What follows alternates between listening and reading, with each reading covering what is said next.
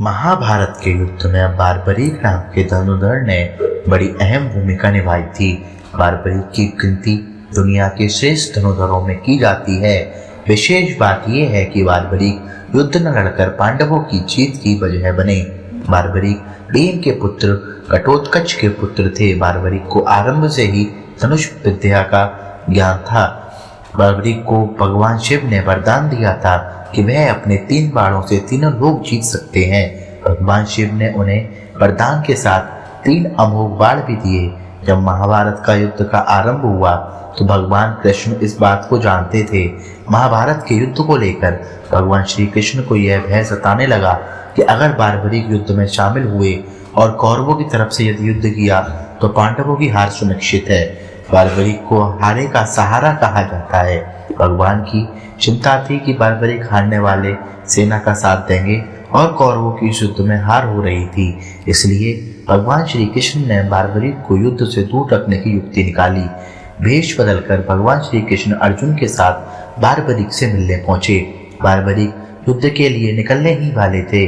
बारबरीक के तरकश में 3 ही तीर देखकर ब्राह्मण का भेष धरे कृष्ण ने उनका मजाक उड़ाते हुए कहा कि चुनौती दी, अगर श्रेष्ठ धनुर्धर हैं तो सामने खड़े पीपल के पेड़ के सारे पत्ते एक ही तीर में गिराकर दिखाएं।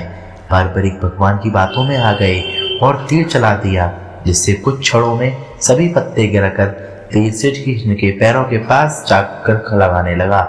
इस पूरे घटनाक्रम में बारबरीक की तीरंदाजी का पता करने के लिए श्री कृष्ण ने चुपके से एक पत्ता अपने एक पैर के नीचे दबा लिया था। बारबरीक को ये बात समझ आ गई। उन्होंने मुस्कुराते हुए श्री कृष्ण से अनुरोध किया कि वे अपना पैर पत्ते से हटा लें ताकि तीर अपना काम पूरा कर सके। जब श्री कृष्ण को यकीन हो गया कि बारबरीक जिस तरफ से भी लड़ेंगे दूसरे पक्ष की हार तय है, इस पर उन्होंने पूछा कि बारबरीक किसकी तरफ से युद्ध करेंगे। तो बारबरीक ने उत्तर दिया कि अपनी मां को वादा कर चुके हैं कि जो पक्ष हारेगा वो उसी की तरफ से युद्ध लड़ेंगे। श्री कृष्ण दोबारा ब्राह्मण के भेष में बारबरीक के पास पहुंचे और कान में सिर मांग लिया। बारबरीक महान धनुर्धर होने के साथ साथ बात के भी धनी थे और वचन के पक्के थे। बारबरीक ने अपना शीश काटने से पहले भगवान से विनती की कि वे सिर्फ एक बार अपने वास्तविक रूप का दर्शन करा दें। भगवान कृष्ण ने विनती स्वीकार कर ली और उन अन्य कोई इच्छा बतलाने को कहा।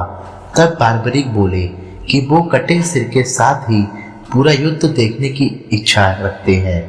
श्री कृष्ण ने उनकी इस इच्छा को पूर्ण किया और बारबरीक का सिर समीप की एक पहाड़ी जिसे खाटू कहा जाता था वहां स्थापित हो गया। यहीं से बारबरीक ने पूरे युद्ध को देखा।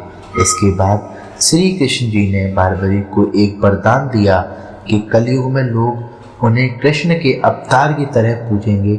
आज इस स्थान को खाटू मंदिर के नाम से जाना जाता है, जहां पर बारबरीक के खाटू श्याम के रूप में पूजा की जाती है।